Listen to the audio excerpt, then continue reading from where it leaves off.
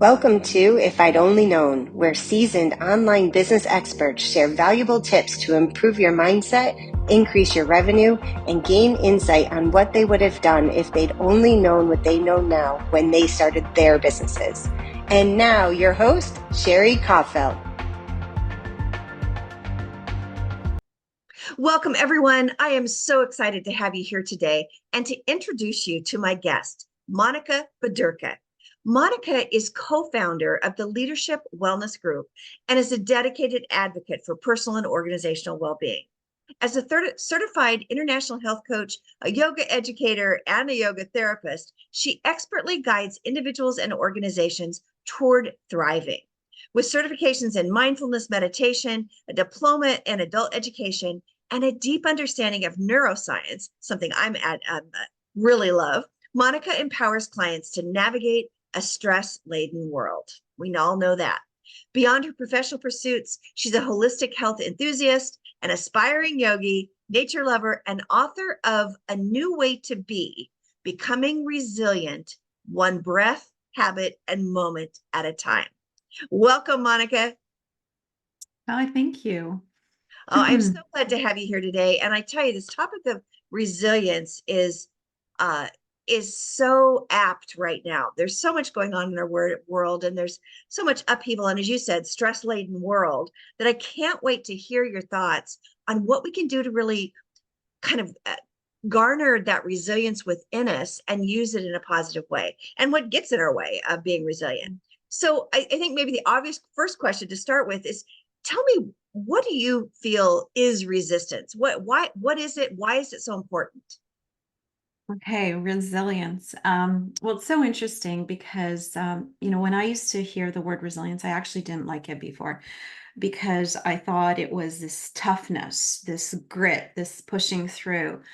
When we turn to Webster, we learn that it's about, bouncing back from adversity.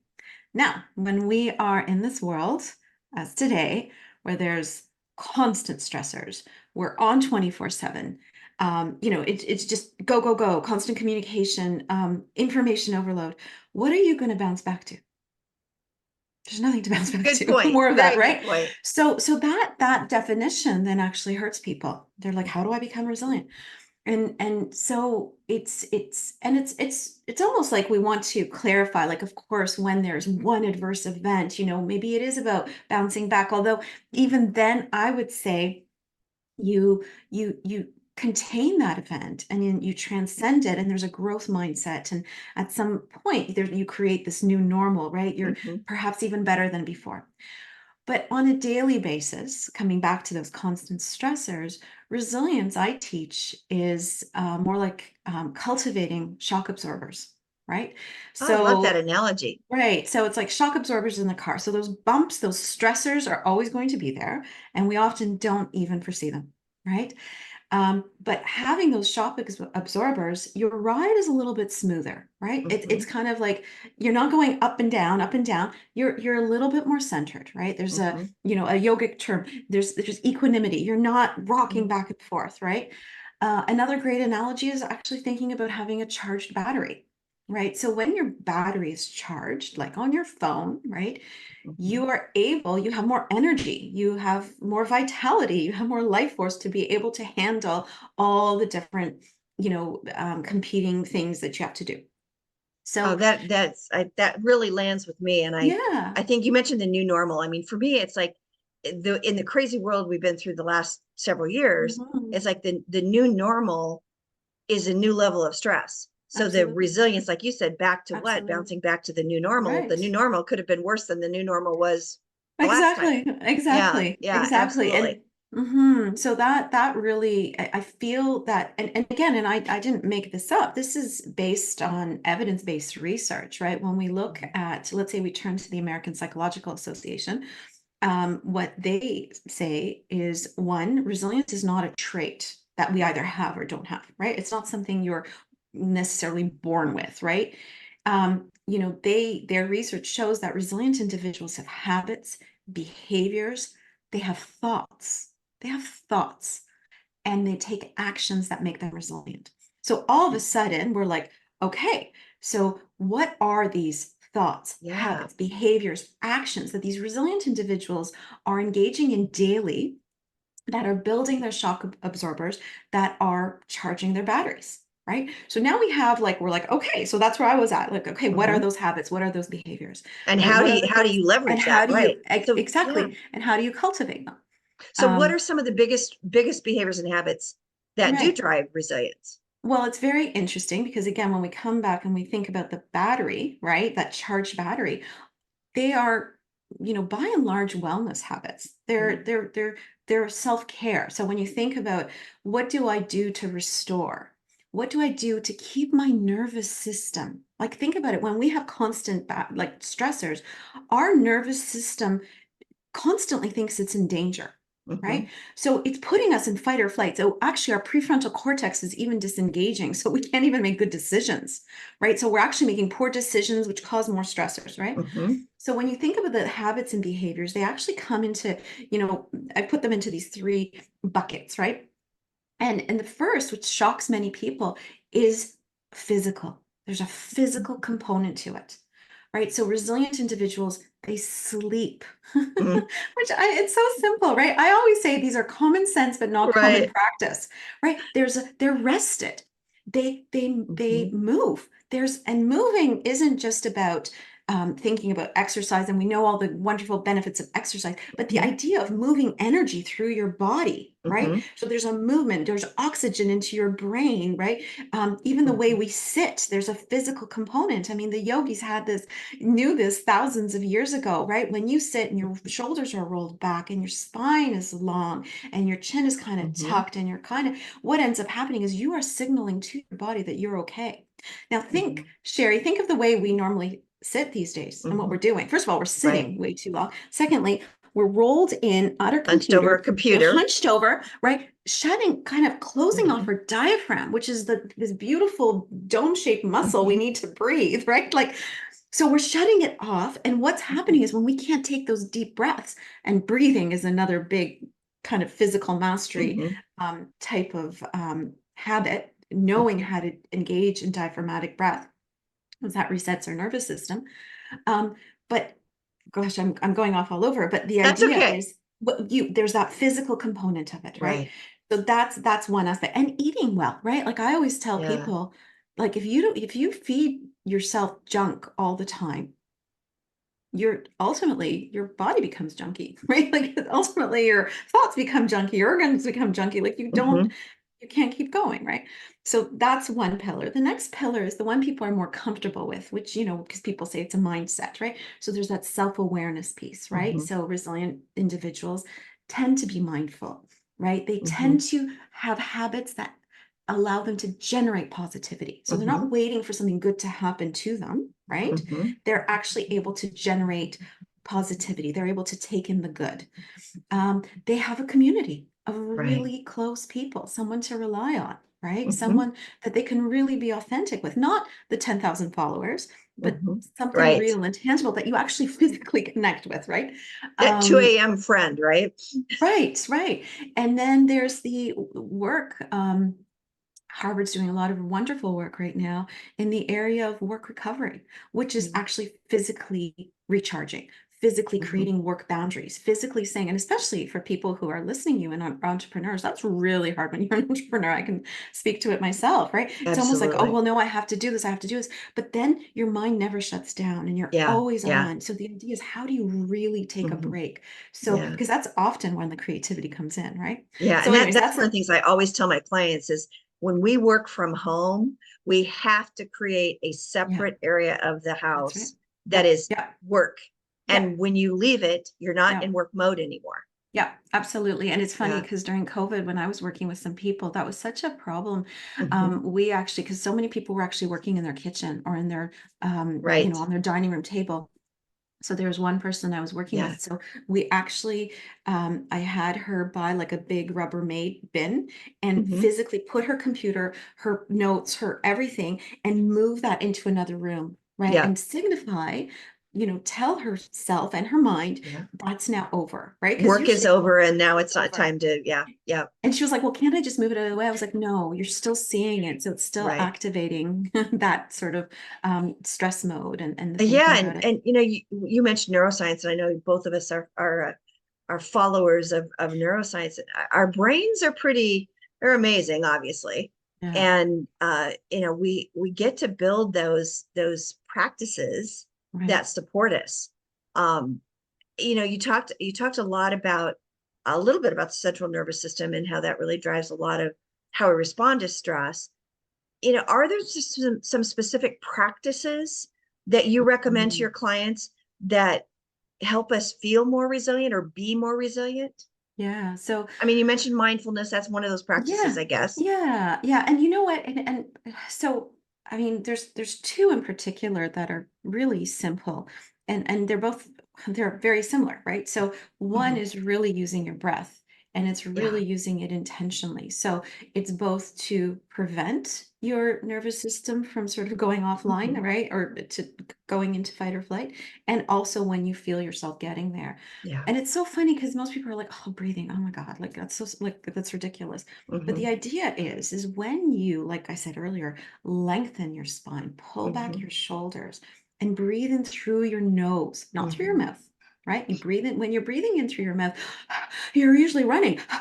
You're in danger. You start mhm, moving, mhm, So the idea is you're breathing slowly through your nose into your upper abdomen. mhm, And the idea is it's sort of, we hear in yoga balloon breathing, or belly breathing, but it's not really the belly, right? It's not really low belly. It's kind of the upper abdomen. And you breathe in there, and you're signaling, you're calming your nervous system, and you're signaling that everything's okay. And on the exhale, you actually want to contract your lower abdomen a mhm, little bit, right? And to really fully exhale, and that allows your next inhale to be a little bit mhm, longer. um, but it's actually, if you watch a baby sleep, it's actually how they breathe. If you mm, watch that, right? So then the belly kind of expands at the upper abdomen, and then it contracts, right? So we're doing that through the mhm, nose, slowly, deeply. Again, signaling the nervous system.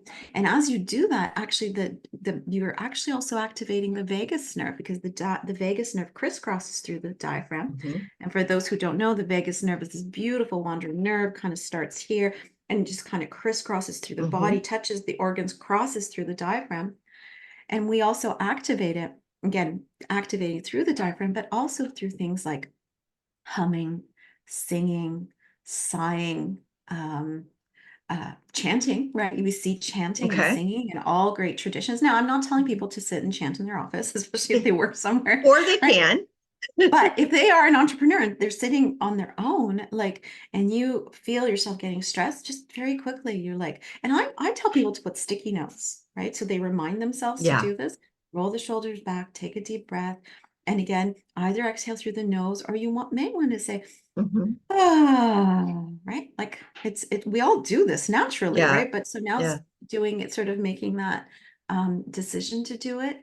Yeah. You do it a Or few use times. use tools like your phone, your Mhm. watch. I mean, Yeah, my to watch gives remind me a you. cue every hour, stand up. Love If I it. haven't I stood love up, it. it'll give me Yep. it'll Yeah. give me a note. And just, using the tools we Yeah. have available in this technology ridden era we're in. Absolutely. Absolutely. And the idea is we're really wanting to lengthen our exhale. So Hmm. again, through that chant or through that sigh, Right. elongating the exhale, because that's, again, that signals the nervous system that we're Hmm. okay. And I Yeah, I love can't what you. imagine if we did that, if we did those breathing exercises, just 5 deep breaths once an hour. Mhm. Imagine what our Yep. how Yeah. we'd feel differently. Yeah. I'm gonna try that. I'm gonna give that a try today. Yeah. And So, mm. oh, go ahead. Sorry, I really liked what you said about using triggers to Mhm, remind you to do this. mhm. So I often teach people, and I love the idea of, if somebody's got the watch or the phone, um, before you go into a meeting, let's say again, you're going in to Yes. pitch something, you're going into a big meeting. So just before you go in, as you're touching the door handle, roll back your shoulders, lengthen your Mhm, spine, take a deep breath into your abdomen, maybe sigh a little under your breath, or just take mhm, that, right? It's called the Ujjayi mhm, breath, where you tighten your glottis. So it's like this. right away you go in differently. Or the idea of, Yeah. when your phone rings, don't pick up the phone. I never pick up the phone right away. It's my opportunity to take 2 breaths, right? Hmm. Before I get Right. on Zoom, same thing. Before anything, Yes. I'm like, okay, when I'm making my tea, the water's Hmm. boiling, I take a moment. I'm like, oh, when I'm waiting for the shower to warm up, like all of these Right. opportunities, Right. oh, you throughout the day for me to reset that nervous system, as Hmm. opposed to just randomly, I make myself a smoothie every day. Hmm. And again, I have to wait, almost a minute. I'm like, oh, this Hmm. is a really great opportunity to just breathe, I as love opposed that concept because I think so many people say, well, I don't have time to fill in the to, yeah, blank, exercise or yeah, take deep breaths. And it's like, yes, you do. It's just you finding those too. moments, Yeah, yeah, it not is. adding And extra those time. I'm moments, curious, do you have a morning routine that you absolutely. recommend for de-stressing, Yeah. for building resilience? Yeah, morning routines. So I think morning routines, particularly for people who have kids and are working, are Right. so important because your day, otherwise, it gets away from you. So if you don't Hmm. put that self-care, like I like to bookend it, right? Like Hmm. I'm like, put it Hmm. right up front and then again in the evening. And Hmm. this, I feel the people I work with who generally have really big jobs and really busy lives, this really works. So my Hmm. morning routine every day, I wake up and I do yoga. I do Hmm. my yoga and my breathing. So I do like a pranayama breathing exercise. Sometimes if I have time, not always, I will read something inspirational. I may journal. I like that to be the time to identify the one big thing, right? Right. One thing. What is my one big thing for today? Hmm. Because I think it's about simplifying. We have like 100 things and then it's like we can't get it done. And then Yeah. we feel And we bad about wonder why ourselves. we never get anything done. That's right. But I'm like, if you have one thing, then you're like, yeah, God, I did it. I'm good. Right. Like, and again, you get this dopamine hit and then you can Hmm. do 10 Hmm. more. Right. But Hmm. so that's my practice. Definitely I start my every day with yoga and I have for years Hmm. now and I love it. But it could be for, different people, it's different things. I do think having that morning stretch is important, some sort of Hmm. physical exercise. Later when my kids are off to school, I do think it's really important for sleep, which is again one of the habits, is getting Hmm. some light, like actual sunlight in your Mm. eyes because it Okay. resets, it helps increase your melatonin levels at night, right? Like we have Hmm. that the circadian rhythm, it's not just Yeah. at night, right? So those are sort of part of, I have a dog, so then we go for that walk, I get that light in my eyes. So those are some of the things I Hmm. do, but again, Very for cool. people, definitely a stretch, Hmm. some lemon water, and intentionality, right? That's another Hmm. habit of Right. resilient individuals, is Hmm. really intentional living, not being like a cork on the water and storm, like, oh, like Hmm. all over the place, really being intentional, knowing, not necessarily where you want to be 10 years from now. Everything changes like exponentially, Sure. but, sort of having an idea of who you are and where you want to be and what Hmm. your purpose is, what's really important to you. Because Yeah. with that then you're able to make Hmm. decisions and say no to things. Right. So, Oh, and that is such a gift to say no. yeah, Wow. yeah. Thank you for that. So I know you have a new book, and congratulations, a bestseller. That is very cool. Congratulations on that. Um, and you called it a new way to be, becoming resilient, one breath and habit and moment at a time. I'm Mhm. curious. I think I know based on some of the things you said, but why did you choose that title? It's very interesting. So originally I was going to actually call it Reframing Resilience, and then I realized it's so much more than just a new Hmm. understanding. This is about embodying resilience, right? So it's a new way to be. We have to become a new person, one Hmm. who is happier, healthier, stronger physically, right? So we have to rewire our Hmm. brains, right? We have to change that inner wiring. We have to Hmm. sort of replace some of those habits, or crowd them out with new behaviors and habits that really help Right. us find ease and be Hmm. calmer and all that. So yeah, and it's not just about knowing, right? So Hmm. every chapter, it's not about, it's like I said, we know this already, this is so Right. simple, right? Common sense, not Hmm. common practice.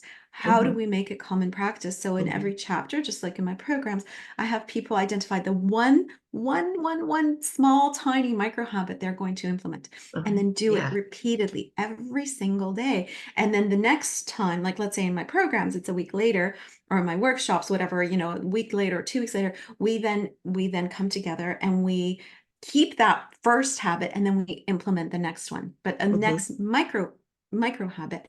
And the idea is you're wiring this in your brain, and usually you start feeling better, so you want to continue. I used to send the book, The Compound Effect, to clients, and now there's like a little video from the book. But the idea is we are creating a compound effect, right? Right. And over time, right, there's huge impact. You might not feel it Right. today, Right. although with sleep, you usually do, right? If people That's start, true. Good point. And if people if you miss a night of sleep, you really You notice really it know too. it, right? Yeah. And when you do engage in behaviors that help you get quality sleep, right? Where you're shutting off the blue light and you're eliminating the stressors and, not watching the news, which is going to usually set up your nervous system, be like, oh my God, what world Right. are we like?